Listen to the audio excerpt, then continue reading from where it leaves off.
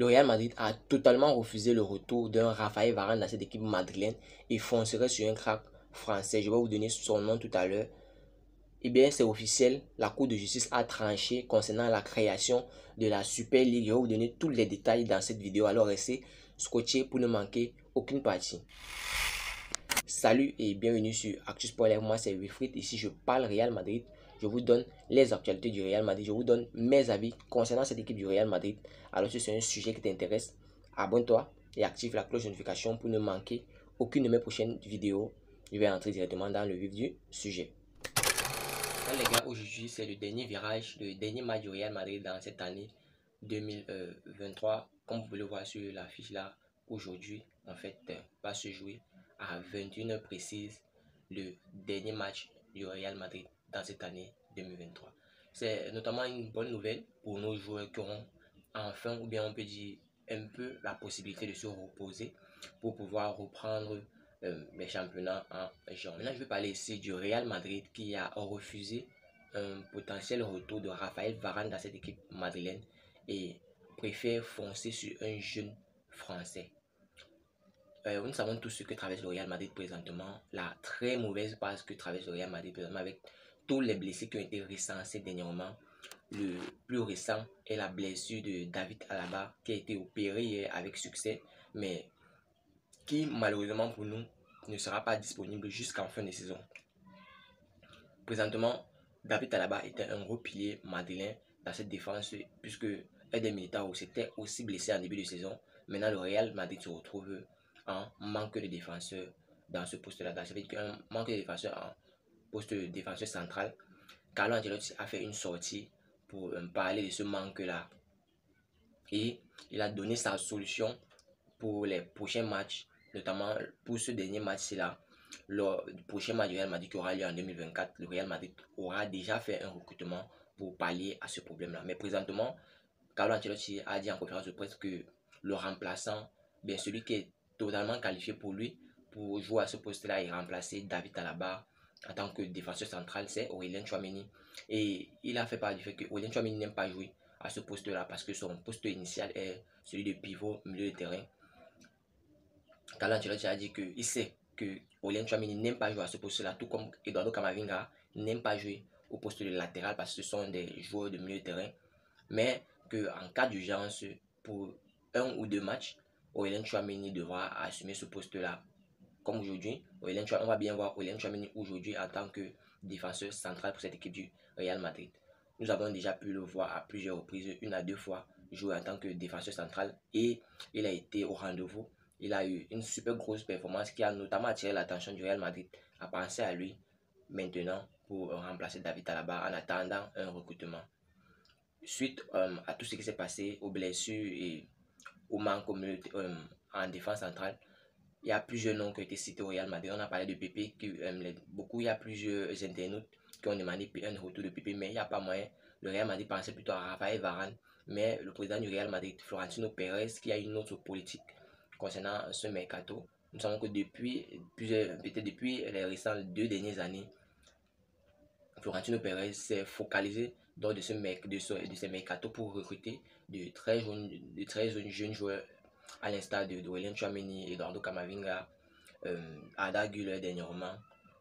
Le Real Madrid veut continuer dans cette lancée-là et a barré l'option Raphaël Varane pour cette défense centrale du Real Madrid. Le Real penserait plutôt, selon les publications ou bien les dires de Fabrizio Romano, pour ceux qui connaissent Fabrizio Romano, c'est le journaliste le plus informé concernant les transferts de football mondial. Il a fait une publication disant que le Real Madrid, ça fait longtemps que le Real Madrid suit le dossier de Leny Yoro, comme on peut le voir de côté là. Leny Yoro, le défenseur de Lille, de 18 ans, il fait 18 ans, défenseur central à Lille, que ça fait un super bon bout de temps maintenant que le Real Madrid est sur son cas, étudie son dossier et ce sera l'opportunité pour lui en ce mercato de janvier là de rejoindre cette équipe du Real Madrid pour pallier à ce problème de défense centrale. Les gars, j'ai un truc qui clique dans ma tête depuis.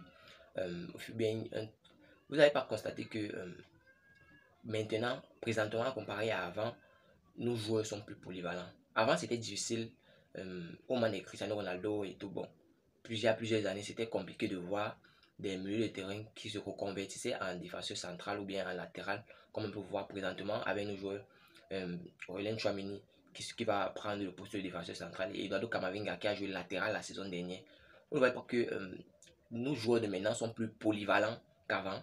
C'est une question qui vient dans ma tête. Moi, je vais appeler ça la nouvelle génération parce que si on voit le système de jeu, même de Jude Bellingham, on voit que Jude Bellingham peut même aussi jouer défenseur parce qu'il apporte un gros soutien défensif à cette équipe madrilène. On peut aussi voir Brahim Diaz qui fait aussi les replis défensifs malgré le fait qu'il est un attaquant. Il fait beaucoup de replis défensifs. On voit aussi la majorité des joueurs, Rodrigo aussi fait des replis défensifs. En fait, moi, il va appeler ça la nouvelle génération. Avant, c'était très difficile ou bien très compliqué de voir des joueurs ou bien des attaquants faire beaucoup de replis défensifs. C'était très compliqué de voir les milieux de terrain qui étaient reconvertis en défenseurs. Et présentement, c'est ce que le Real Madrid fait pour pallier à ces problèmes. Ils font appel à leurs défenseurs, à leurs jeunes joueurs qui sont très polyvalents pour jouer à des postes qui ne sont pas initialement leurs postes, mais ils ont testé là-bas une à deux fois et ils ont été super bons. Et maintenant, quand il y a un problème, ils font seulement appel à eux pour combler ce vide-là. Dis-moi, que pensez-vous de Leny Yoro? Leny Yoro qui le Real Madrid, sur lequel le Real Madrid se penche présentement pour résoudre son problème de défense centrale. Que pensez-vous de ce jeune crack de Lille? Dites-moi, donnez-moi vos avis en commentaire concernant ce jeune-là. Le Real Madrid a décidé maintenant, ils se sont vraiment décidés, je pense depuis 2 à 3 ans maintenant, de se lancer sur les jeunes cracks parce qu'ils ont constaté que c'est ça qui paye, même dans le business, parce que vous savez que le football, avant d'être un jeu, un divertissement, c'est d'abord un business. Le Real Madrid s'acharne maintenant sur des jeunes joueurs qui ont de l'avenir, qui peuvent, les jeunes joueurs pour lesquels leur valeur peut augmenter avec le temps. Parlant de Leny Yoro, présentement, sa valeur marchande est de 18 millions d'euros. C'est en fait une des stratégies qu'utilise le Real Madrid, se basant sur les très jeunes joueurs, on va dire en très jeune début de carrière, leur valeur marchande qui n'est pas si élevée que ça. Parlant de Leny Yoro, ici là, que sa valeur marchande est présentement de 18 millions d'euros, mais après avoir été recruté par le Real Madrid et passer 1 à 2 bonnes saisons, sa valeur marchande pourrait exploser peut-être à les 100 millions d'euros même. Et ce qui va renflouer les caisses du Real Madrid. Donc ça veut dire que le Real Madrid l'aurait recruté pour presque rien et sa valeur aurait augmenté. On peut aussi voir, ça a été le même cas pour Vinicius Junior, le même cas pour Rodrigo. Même Arda Güler, quand il va faire ses débuts, là, il va faire 1 à 2 bonnes saisons. Sa valeur marchande va super exploser parce qu'il est super jeune. On va parler ici de Jude Bellingham. Pour Jude Bellingham, ça a été le cas avec le Borussia Dortmund, qui l'a recruté pour presque rien, mais présentement, la valeur marchande de Jude Bellingham était montée à 100 millions d'euros. Qu'on a vu dernièrement, le Real Madrid a payé 100 millions d'euros pour recruter Jude Bellingham. En fait, ce grand business-là, c'est un business plutôt lucratif. Personnellement, je pense que c'est une super bonne façon de penser du Real Madrid, là, de recruter des très jeunes joueurs qui ont de l'avenir, à qui leur valeur peut augmenter avec le temps qu'ils passent dans cette équipe madrilène. Chapeau à Florentino Pérez qui fait du super beau boulot pour toujours nous satisfaire, nous en tant que supporters madrilènes, pour toujours satisfaire les caisses du Real Madrid, qui fait le Real Madrid gagner d'énormes sommes d'argent chaque année.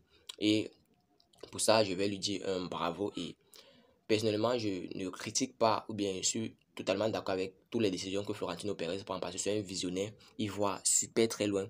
Et je pense que le Real Madrid a encore besoin de lui pour plusieurs années à venir encore. Sinon les gars, dites-moi ce que vous pensez de cette stratégie-là qu'adopte le Real Madrid ces dernières années, de recruter de très jeunes joueurs pour faire exploser leur valeur, pour les revendre plus cher. Dites-moi ce que vous pensez de ça.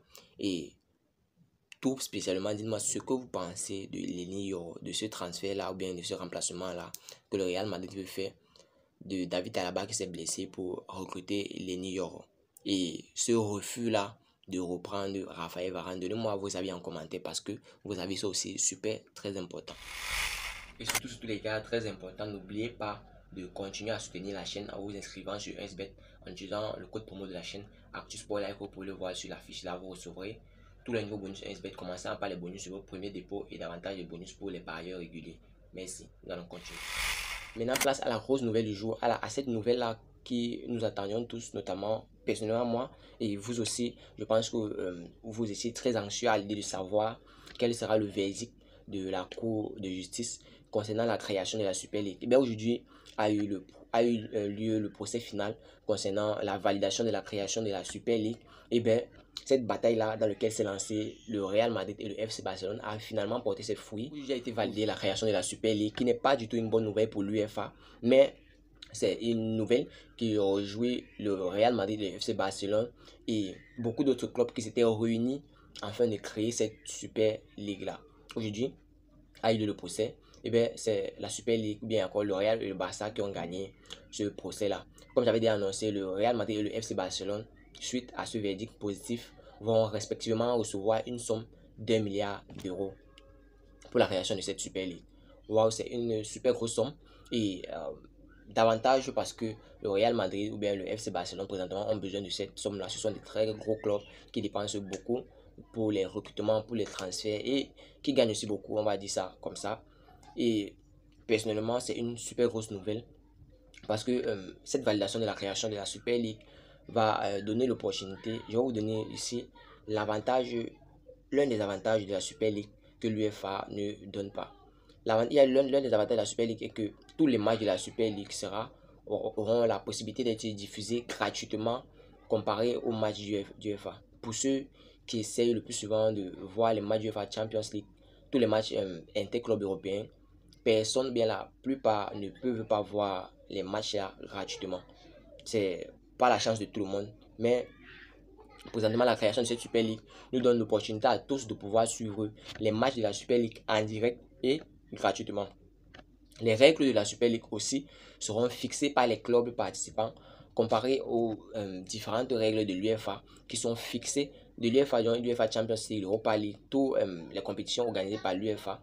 Les règles de toutes les compétitions organisées par l'UEFA sont les règles fixées par l'organisation du UEFA. Alors que ici, en parlant de la Super League, toutes les règles de cette Super League là seront fixées par les clubs qui participeront à la Super League. C'est une super grosse nouvelle qui donne encore plus l'autorité à nos différents clubs de pouvoir décider de leur sort et de pouvoir décider du futur du football. C'est une nouvelle notamment qui ne plaît pas à l'UEFA, qui a l'habitude de monopoliser l'organisation des matchs d'interclubs. Mais présentement, nous sommes très fiers.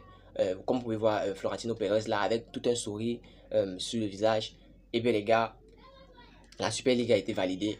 Bonne nouvelle pour le Real Madrid parce que personnellement je suis totalement avec les décisions de Florentino Pérez parce que jusqu'à présent Florentino Pérez nous a prouvé à tous que c'est un visionnaire, c'est l'un des dirigeants dans ce football là qui voit super loin, qui a des très gros plans pour le football et personnellement je suis du même avis que lui, je suis du même avis que le FC Barcelone dans ce cas là qui ont lutté pour la création de cette Super League. Et bien le résultat a été donné aujourd'hui et c'est positif. Dites-moi ce que vous pensez personnellement de la création de cette Super League là. Donnez-moi vos avis en commentaire parce que vos avis sont aussi super, très importants. Et ce n'est pas du tout à négliger malgré le fait que d'autres peuvent penser que leurs avis ne comptent pas. Mais c'est très différent ici, vos avis comptent. Et puis j'attends vos avis en commentaire. Bon les gars, c'était tout pour cette vidéo. Si tu as suivi cette vidéo jusqu'à la fin, merci. Laisse-moi un like, ça fait plaisir, c'est gratuit. Abonne-toi et active la cloche de notification pour ne manquer aucune de mes prochaines vidéos. C'était Wilfried pour vous, Axus Sport Live, à la Madrid, à la Los Blancos. Ciao, bye bye, une prochaine vidéo.